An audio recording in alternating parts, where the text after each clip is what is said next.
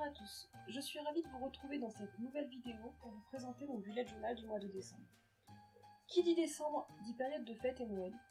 C'est ce thème que j'ai choisi de représenter ce mois-ci en me concentrant essentiellement sur le ton rouge et vert, plutôt représentatif de cette période.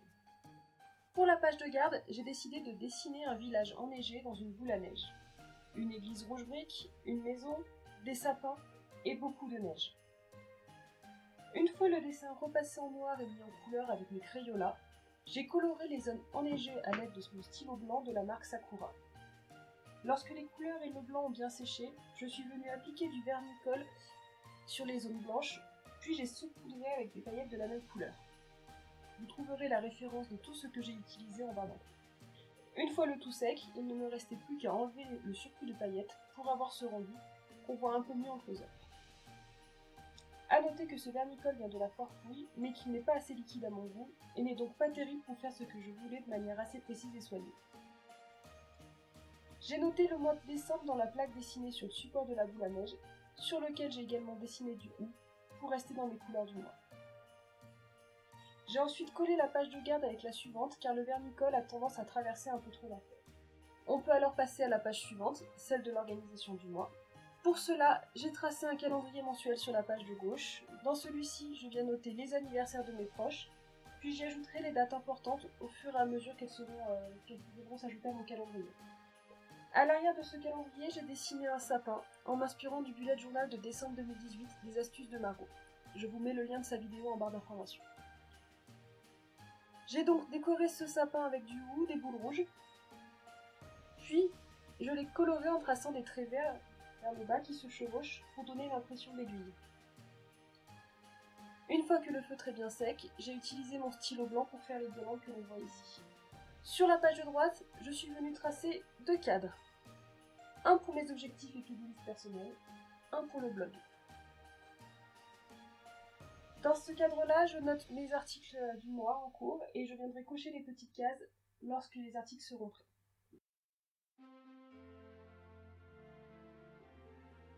Pour chacun de mes objectifs personnels, j'ai placé un point de couleur. Ainsi, lorsque je viendrai réaliser un de ces objectifs, je ferai un point de couleur dans la case correspondant au jour dans mon calendrier. Ce sera une sorte de tracker d'habitude.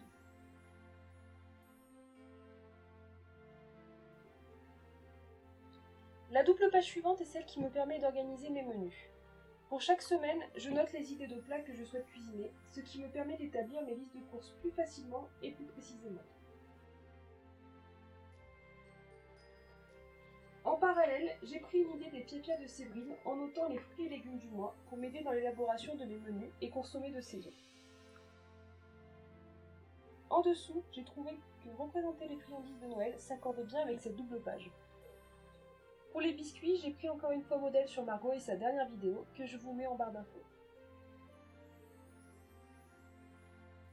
Vient ensuite ma page de budget avec sa version informatisée que je colle dans mon carnet pour gagner du temps lors de ma préparation.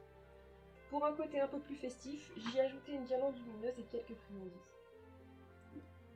On s'attaque alors à mes pages hebdomadaires, toutes sur le même format. Un calendrier mensuel au centre, dans lequel je repasse en couleur la semaine en cours, toujours en rouge ou vert ce mois-ci. Puis, je place les 7 jours de la semaine de part et d'autre de ce calendrier, avec pour chaque jour un petit dessin en rapport avec le thème de ma page. Sur la droite, je garde une colonne pour noter mes choses à faire et prendre quelques notes. Enfin, je dessine au centre de la page. Pour la première semaine, j'ai donc choisi de représenter le Père Noël et les cadeaux qu'il apporte, toujours dans mes couleurs du mois.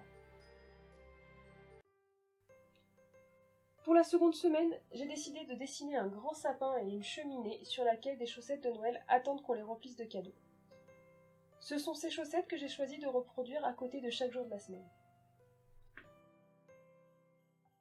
La troisième semaine est associée aux décorations du sapin. Ce sont donc deux boules, des guirlandes, qui se trouvent dans le sapin. Pour chaque jour, j'ai dessiné une boule de Noël que j'ai coloriée avec mes Crayolas en rouge, vert ou gris, et une fois le feutre sec, je suis venue y faire des dessins avec un stylo blanc. La quatrième semaine est un mélange de couronnes de Noël aux couleurs du mois et de friandises, que ce soit des biscuits, des sucres d'orge ou des tranches d'orange. Enfin, pour les 2 derniers jours du mois, je n'ai utilisé que la page de gauche et je l'ai décorée avec du bleu. face de cette dernière page, je viendrai faire mon bilan du mois. J'ai pour cela dessiné 3 cadres sous forme d'étiquettes à accrocher sur nos paquets cadeaux. Dans le grand cadre, je viendrai faire le point par rapport à mes objectifs de l'année. Dans les plus petits, je viendrai y noter les bons moments du mois, mais aussi les moins bons. Et voilà ma préparation du bullet journal pour le mois de décembre. N'hésitez pas à me donner votre avis en commentaire.